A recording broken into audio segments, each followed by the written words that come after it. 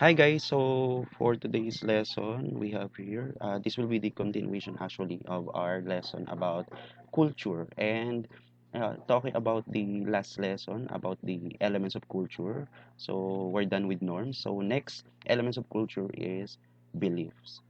So when we say beliefs, so we have here Richie Crapo and in his book, Cultural Anthropology, Understanding Ourselves and Others, has defined belief as the means by which people make sense of their experiences or ideas that people hold to be true, factual, and real. So when we say belief, so it is a feeling of being sure that someone or something exists or that something is true. No? So yeah, generally belief can be classified either as scientific or non-scientific. No, so when we say scientific, it is more on the things that we believe in that can be explained through science. No? While non-scientific beliefs are also called as folk beliefs or otherwise known as superstitious belief, which is part of a people's value system and culture.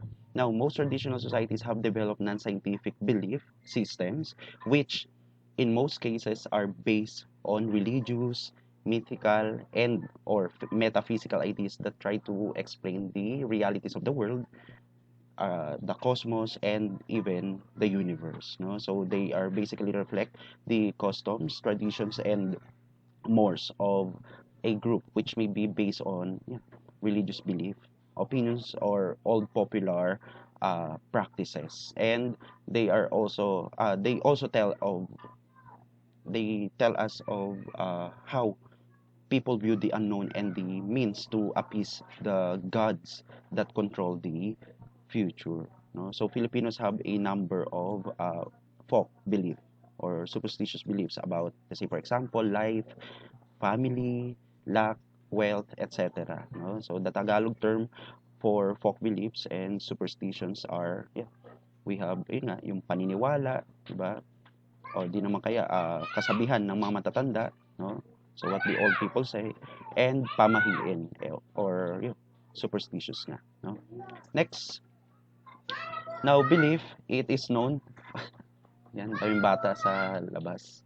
Yan, pasensya na kung maririnig nyo. Anyway, so it is known fact that most, if not all, Asian societies and indigenous communities in the world have given high respect to nature and believing that spirits or unseen entities inhabit the physical world. So most of the superstitious belief, 'di ba, ay syempre naniniwala tayo na merong mga gantong bagay o sa mga iba't ibang sitwasyon, no?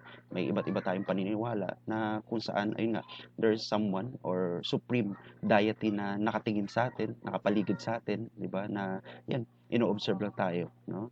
Thus, it has been a custom for people to behave in a way that they think will please nature. And they do this to definitely secure nature's favor in the form of good harvest, healthy lives, and the like. So, kaya naman natin sinusunod, di ba, itong mga superstitious belief na to is kasi nga, sa tingin natin na kapag sinunod natin ito, ayun, there is something good na uh, babalik sa atin, no? Ayun, let's say for example, good harvest, no, healthy lives, and the etc. No?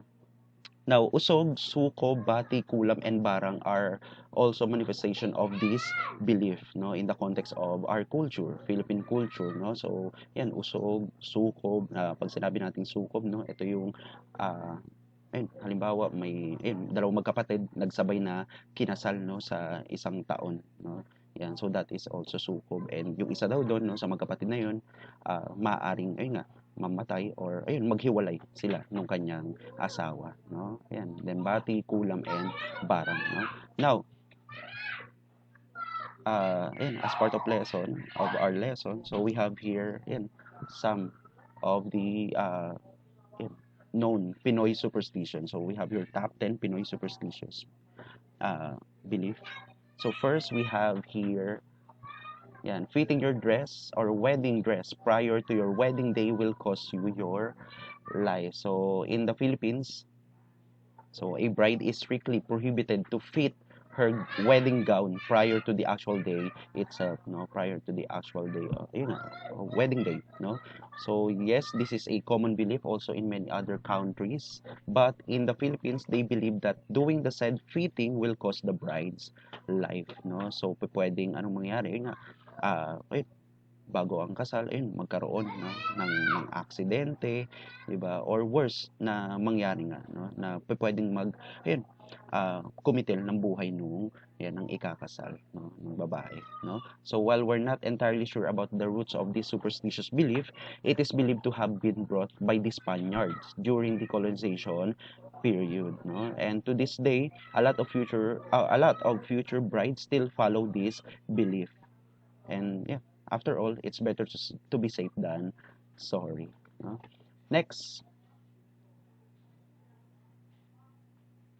number 2. So when someone sees you and you appear to be headless, it means you're about to die. No? So pag nakita ka ng mga tao nakapaligid sa iyo na ikaw ay walang ulo, ikaw daw ay mamamatay, 'di ba? So another popular superstition in the Philippines is when someone says that he or she cannot see your head or face, and it means that you are going to die. And soon, yan, ayan, die soon.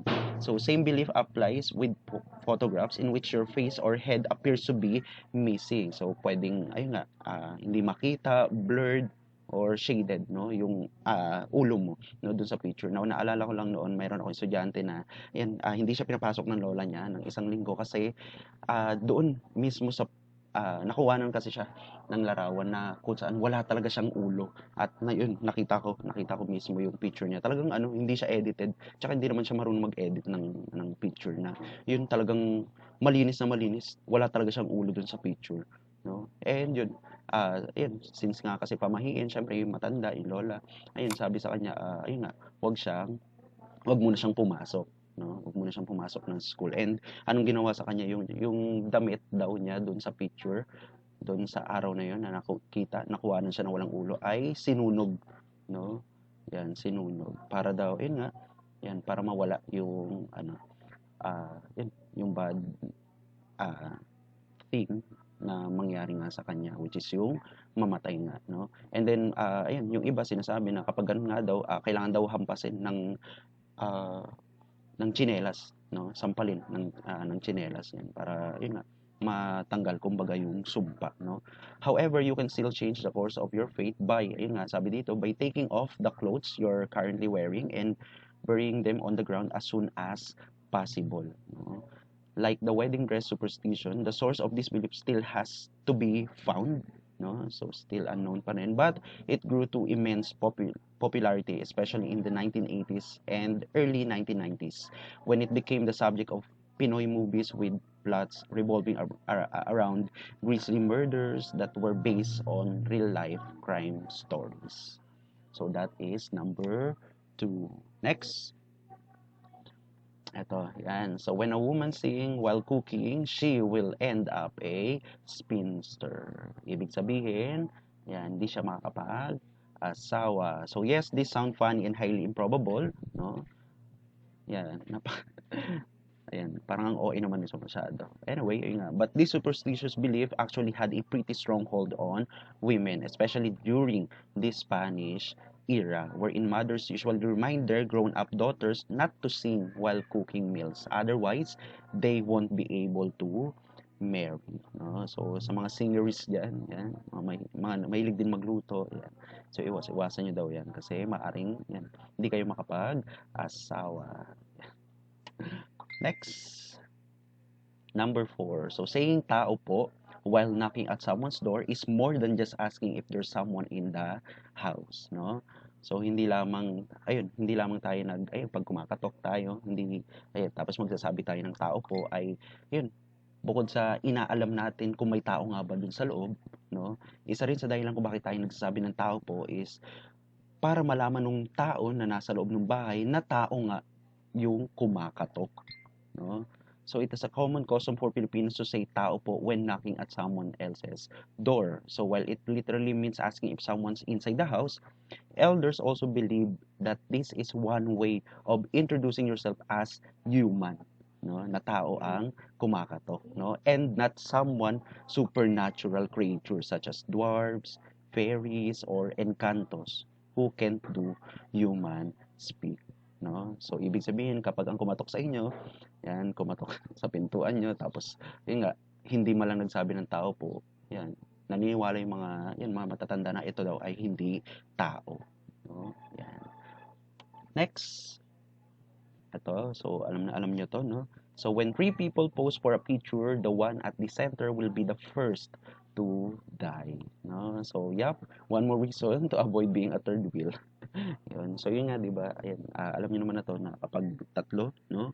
Ang nag-picture tapos yung nasa gitna sinasabi na ito daw ay mamamatay. Yan. Pero yun, hindi naman ako naniniwala dito. Yan. Pero yun nga, no? So binavalue pa rin to ng ibang mga matatanda, syempre. Yun, paniniwala na kapag nasa gitna ka, ikaw ay mamamatay. No? Anyway, no? Wala namang mawawala kung tayo ay maniniwala. No? Number 6, so sweeping the floor at night will bring you bad luck. No? So yung pagwawalis daw sa gabi, no? Kumbaga, winawalis mo palabas, no? Tinataboy mo ang suwerte. So why? Because it means sweeping away wealth in the house as well as causing the centipedes crawling on the ceiling to fall down and swarm on you, no? Yan, so mga pwedeng mangyari daw sa iyo kapag ikaw ay nagwalis ng gabi. Pero yun nga, hindi naman ang swerte sa gabi lang ba pumapasok. Diba? Yan. So anyway, that is number 6. Yeah. Yan, so may bumibili. Next, number 7. Yan, oro, plata, mata. So it is popular among the Tagalogs of Southern Luzon, and this superstitious belief involves the stair step in the house wherein, ayun, so bibilangin nyo yung stair steps ng inyong, yung hagdan nyo, no, kung ilang hakbang, no, ang meron. Kapag ito ay divisible by 3, so laging tatapat yan sa mata, no, etong mata. Yan. So ano ba ibig sabihin nitong mga salita na to? So when we say oro, no, so oro means gold, no. Pag plata, it means silver. And then pag mata, that means death, no. So ibig sabihin kung ang inyong stair steps ay divisible by 3, yan, 3, 6, 9, 12, so on and so forth, ibig sabihin tatapat yun sa mata. And ang ibig sabihin nga nun ay death. And syempre, ayun nga, since paniniwala, ayan, so ito ay, yan, maaring ang may mamatay, no, sa pamilya, yan, na nakatira dun sa, ayun, sa bahay. Now, if the top rung coincides with oro or plata, it means good fortune, no? So either oro or plata, yan, swerte yan. Pero yun nga, yan, kapag tumapat ito sa mata, so a series of bad luck shall befall the residents of the house, no? Next, number 8. Yan, number 8, crossing path with a black cat is a bad omen, no, bad omen or bad spirit. So and the way to shirk catastrophe is to immediately go back to the house and postpone your plan or errand for the day. So yung mga plano nyo, if ever man na may makasalubong kayo, no, na itim daw na pusa, yan, bad omen daw yun. So may dala yun na kamalasan, no. So maaring yun nga, may maaksidente ka or worse na mangyari sa iyo ay yun nga, ikaw ay mamatay, no? So yun, naalala ko lang yung yan, may kakilala kasi ako nagkwento nito, nakatira ayun, nasa condo siya, yan, tapos pag ayun, lalabas daw siya ng condo niya, no, so bababa siya, may pupuntahan daw siya, so paglabas yung ganyan dun sa hallway, yan, may nakasalubong siyang black na ayun nga, itim na pusa, no? Tapos nakatitig lang daw sa kanya yung pusa. Tapos maya-maya, yun nga, nawalan na lang daw siya ng malay. And then yun, paggising niya, yan, may mga dugo. May mga dugo sa, yun nga, sa mukha niya, sa katawan niya, no? And yun, naniwala siya na, yun nga, na bad omen nga daw yung pusa. Yun. Yan. So actually,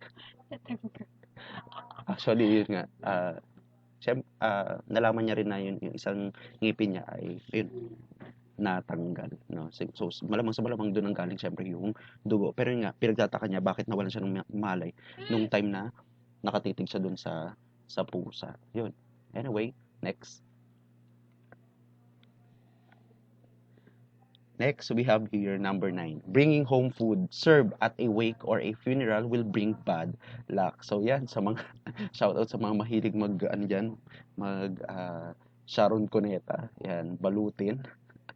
Yan, so yung mga pagkain daw na yun nga, sinuserve sa patay, no, ay wag daw iuuwi, no, wag ibabaon kasi nga it will bring you bad luck. So there are superstitious aplenty involving the dead, no. So alam naman natin yun kapag dating sa patay, napakaraming mga paniniwala diyan, mga pamahiin, no. So the dearly departed whose souls or spirits are said to still be roaming around for 40 days after death, no? And with that, yun nga, since wala pang 40 days, so ibig sabihin yung katawan nga daw nun, yung kaluluwa rather, no? Yung kaluluwa daw nun ay ayun, umiikot-ikot lang, yan, nasa paligid lang, yan, pinupuntahan yung mga mahal sa buhay, no? Therefore, hoarding food served at a wake and bringing them home is tantamount to inviting bad luck into your own home, no? So, ayun nga, maari kang, ayun nga daw, sundan ng bad spirit or yung mismong soul, no, nung ayun nga namatay, and ayun, it will bring you bad luck, no. Yan. Next and last, number 10. So if you're coming from a wake, take a detour. If you must, just don't go home immediately, no? Bakit? So if you do, the dead will follow you home and it won't be a pretty sight, no? Ibig sabihin ay nga, 'di ba? Ayun, 'di ba? Alam niyo naman 'yan na yung pagpag na tinatawag. So kapag ikaw ay nanggaling nga daw sa patay, nakilamay ka, so kailangan mo munang maghanap ng ibang pupuntahan o di naman kaya magpagpag para yun nga, hindi mo mabitbit yung bad spirit, no? Yan, papunta sa mismong tahanan niyo, no? Now, modern and developed societies, on the other hand, employ scientific belief system based on the need and desire to solve the practical day-to-day problems and challenges of living, no? So, alam naman natin na itong mga paniniwala na to, regardless kung it is scientific or not, no? Or non-scientific nga, no? So, syempre, ginawa lang naman ito in order para, yun, malaman natin kung ano yung mga dapat nating gawin, no, with ayun, different situations, no? And ayun, syempre ayun, ang main goal naman talaga nito, purpose nito is ayun, para maging maingat tayo sa mga gagawin natin, di ba? Yan. So gaya ng sabi natin, di ba? At sabi ng iba, di ba? Yun, wala namang masama, di ba? Na sumunod, no? Pero kung sa tingin mo ito naman ay ayun nga, hindi naman kapanipaniwala, 'di ba? Wala rin namang masama na ito ay iyong sundin, 'di ba? Or hindi nga gawin.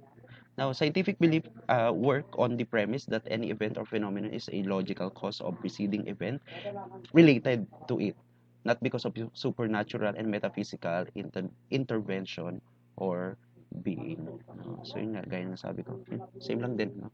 Na yan, syempre, any event or phenomenon, no? If yun, lalo na ngayon modern times na tayo, 'di ba?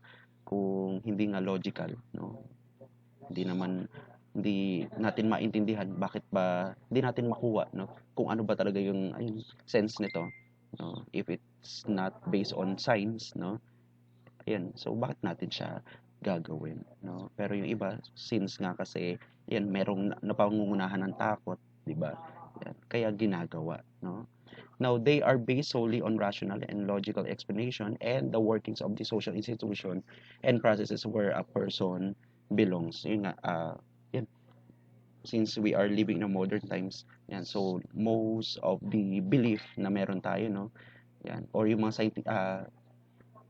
superstitious belief na yung mga pamahiin na yan, unti-unti na silang nawawala, unti-unti nang hindi na sinusunod, hindi na ginagawa, di ba? Kasi nga, ayun, since modern na, so it is,